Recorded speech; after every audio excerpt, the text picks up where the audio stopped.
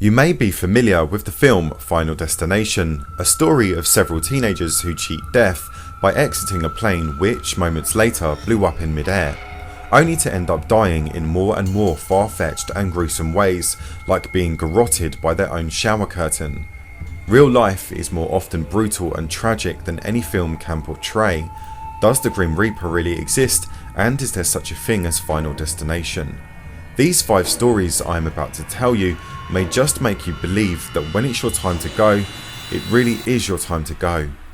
Before we go any further, I want to ensure that viewers understand my intention with this video is not to make fun of death or those who have died. In fact, quite the opposite. I want to explore a subject matter which is often seen as taboo in Western society, and to remember those who have lost their lives in these tragic incidents. Jessica Redfield was a sportscaster with a promising career ahead of her. Her narrow escape from a shooting that took place in a mall in Toronto, Canada would lead to tragedy only 1 month later.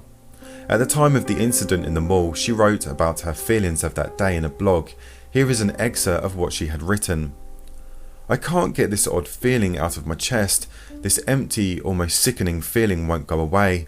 I noticed this feeling when I was in the Eaton Centre in Toronto just seconds before someone opened fire in the food court. An odd feeling which led me to go outside and unknowingly out of harm's way. It's hard for me to wrap my mind around how a weird feeling saved me from being in the middle of a deadly shooting." Unfortunately and tragically, Jessica attended the midnight screening of The Dark Knight Rises film at the Century 16 Theatre in Aurora, Colorado, where a gunman opened fire on unsuspecting moviegoers in 2012. Jessica died from gunshot wounds she sustained during the attack.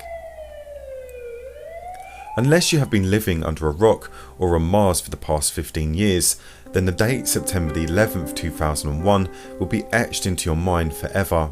Hilda Mayo worked in a restaurant within the World Trade Center, which she managed to escape from and survive the atrocious terrorist attacks that blighted New York that day. Exactly 2 months and 1 day after 9/11, she boarded American Airlines Flight 587 to visit her family in the Dominican Republic, which crashed in New York, killing 265 people in total, including 5 on the ground. In another bizarre twist, there was a passenger by the name of Ruben Rodriguez who had only just finished a 6.5-month deployment in a war zone 2 days prior to boarding Flight 587. The next story has a set of circumstances which are so strange that I wanted to make double sure it was true. From the research I have carried out on the records of a set of brothers from Bermuda, it seems that this did indeed take place. However, the news articles I found were based in the UK and not Bermuda, so it's hard to verify as 100% true.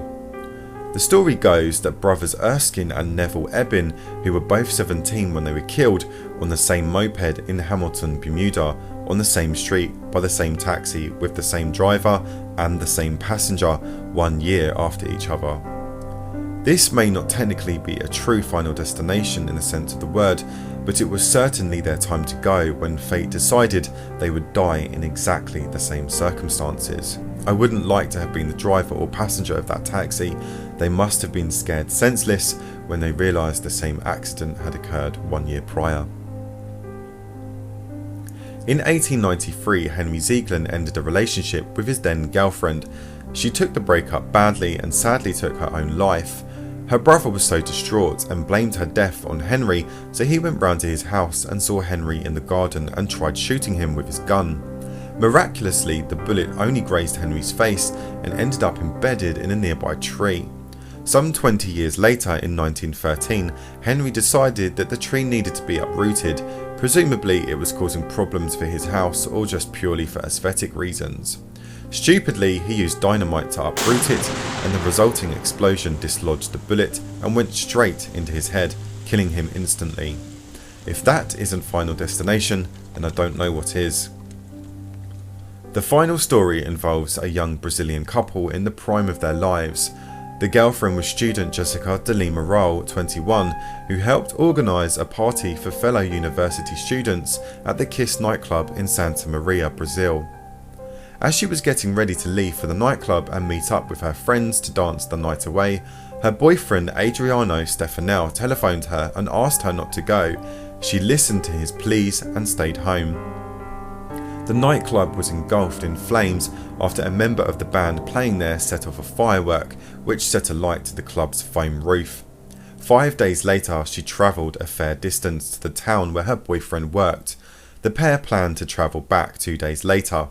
1 week after the fire engulfed the club, they were both killed in a head-on collision with a truck on the way back.